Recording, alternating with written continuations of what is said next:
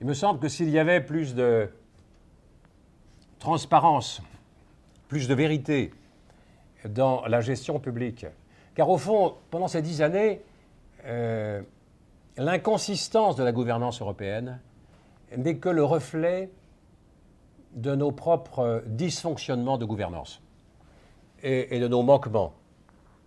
C'est ma conviction profonde. Et donc on a vécu, l'euro a servi de sédatif pendant 10 ans. Et le résultat est consternant. Car on a laissé se creuser des déséquilibres. Ce que je n'ai pas dit non plus, c'est qu'on ne s'est pas préoccupé de la situation de la compétitivité des pays.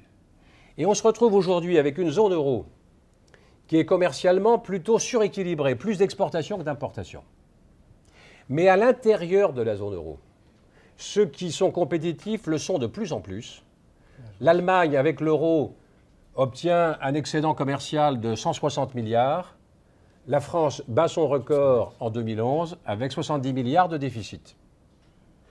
Et les écarts se creusent entre ceux qui sont excédentaires et ceux qui sont déficitaires. Cette situation crée un risque d'implosion de la zone euro.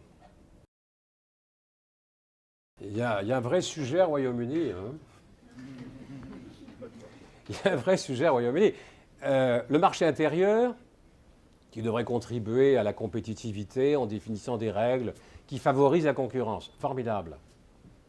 Mais réguler les marchés financiers, créer un comité de surveillance systémique, contrôler les marchés, contrôler les opérateurs, les assurances, les banques, les hedge funds, essayer d'installer des chambres de compensation pour réduire les opérations de gré à gré. Si les Britanniques ne veulent pas, on n'en sort pas. Et je me demande combien de temps ça va pouvoir durer, parce qu'on est embarqué sur la zone euro, sur un certain nombre de sujets qui sont fondamentaux. Je me suis efforcé d'en faire la démonstration. Mais on ne peut aller jusqu'au bout de la gouvernance économique et financière qu'en intégrant les régulations financières. Or, pour l'instant, les régulations financières dépendent du marché intérieur, et donc des Britanniques. Les Britanniques, je n'arrive pas à savoir quel est le pourcentage de PIB lié à l'activité financière. Les indications que j'ai, c'est que ça varie entre 10 et 15%. Et je vois des initiatives qui sont prises pour manifestement concentrer sur la City un certain nombre d'activités.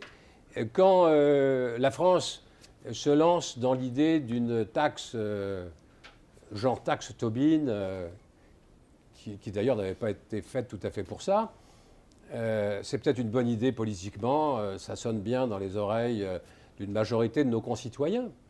Mais le risque est grand que les principaux opérateurs déplacent leurs opérations de la France vers la Grande-Bretagne.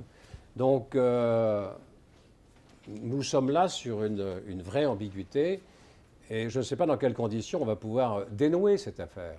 Moi, j'affirme en tout cas qu'il n'y a rien de commun entre la gouvernance des 17, compte tenu des obligations souscrites par les 17 les uns envers les autres et de l'obligation de solidarité. Quand on met la main à la poche pour la Grèce, peut-être demain pour d'autres pays de la zone euro, ce n'est pas la Grande-Bretagne qui participe. La Grande-Bretagne avait même chipoté un moment en disant « mais si le FMI doit donner un coup de main, est-il bien normal que des contributions britanniques au FMI puissent servir à venir en aide à des pays de la zone euro ?»